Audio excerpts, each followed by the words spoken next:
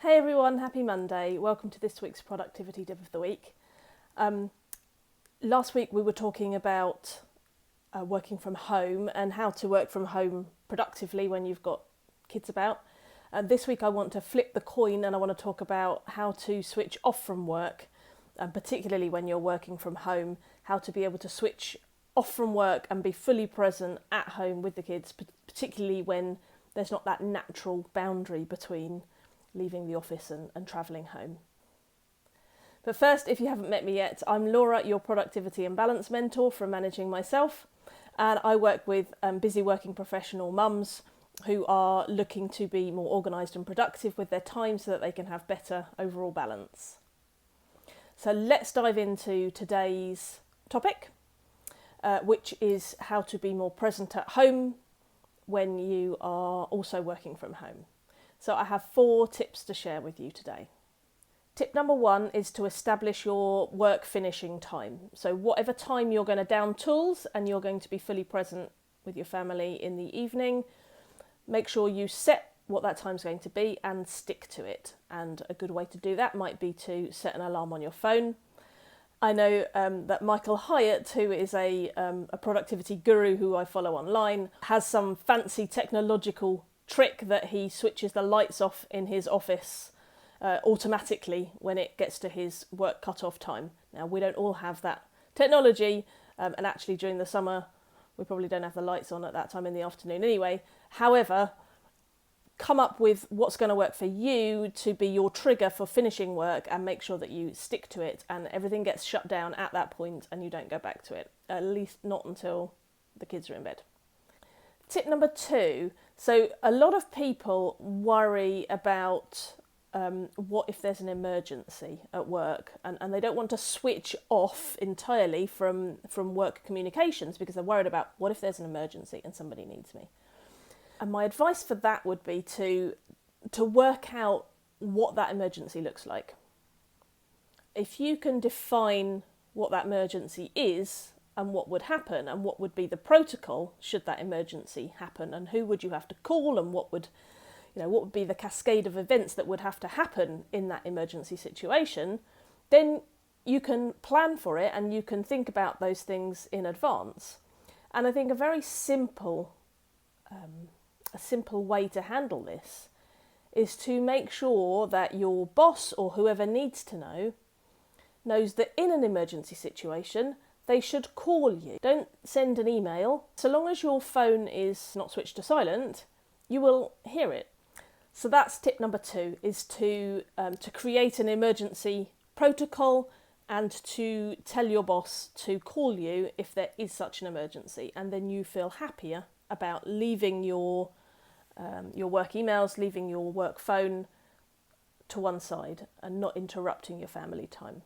Tip number 3 is to create NoTech zones or NoTech times within your household. So for me in my house, what this looks like primarily is that there are no devices at the dining table. So whenever we're sitting down for meals together, we don't have phones or iPads or any other toys at all, actually, at the table. And it just having that rule means there's no arguments about it. The children understand that there is no tech at the table, and it's recognised as a time in which we can connect truly as a family. And it's also the time at which I always ask the children, particularly at dinner time, at the end of the day, we do a little reflection exercise about what was the best thing that happened to you today. And it's a really nice way to start that kind of gratitude journey with the children and to get them to feel grateful for the things that they have or the things that have happened to them, and to turn things around when maybe they've had a bad day, to focus on what are the positives, what are some of the good things that have actually happened. And I find if you can keep pushing and keep asking the question, eventually they can come up with something. Even if it was a terrible day, they can come up with something that was actually good about the day. So that's tip number 3, is to create a no-tech zone or a no-tech time within your household. And tip number 4 is to plan your downtime with the children and the rest of your family. And what I mean by this is to think ahead about what are the fun things that you and your family enjoy doing together, and to make sure that you actually plan those in and schedule them in.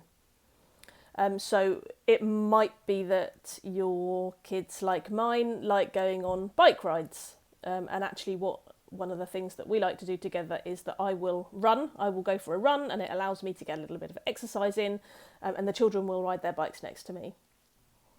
Actually, one of the most fun activities that I've done with the children was planning a treasure hunt for no particular reason. It wasn't Easter. I just spent some time on an evening planning out some clues, and then when the children woke up, there was this big pretend that some treasure fairy had come to visit in the night and had left these clues, and they were to follow the clues to get their prize. And they absolutely adored it and thought it was brilliant. And I think part of it was just the fact that it was unexpected, and it was just a bit of fun that I managed to build into their day for them. So have a little think about what are the fun things that your family enjoys doing and how you can plan those into the everyday. So that was it. That's my 4 tips for being more present with your family when you're at home. Just to recap, set a finish time for when you're going to stop working and stick to it. Number 2, create a emergency protocol for work, and that must involve people calling you if there's a problem that they need resolving straight away. Number 3 was to set up NoTech zones within your house, or NoTech times within your house. And number 4 was to plan the fun activities in the downtime. For more work-life balance tips and all sorts of goodness, you can visit my website where I have a blog. And I've also set up a page on the website which I am accumulating all of my free resources for you. And so if you visit www.managingmyself.me/free, you will pick up all of my goodies right there. And I will see you the same time, same place next week. All the best. Bye.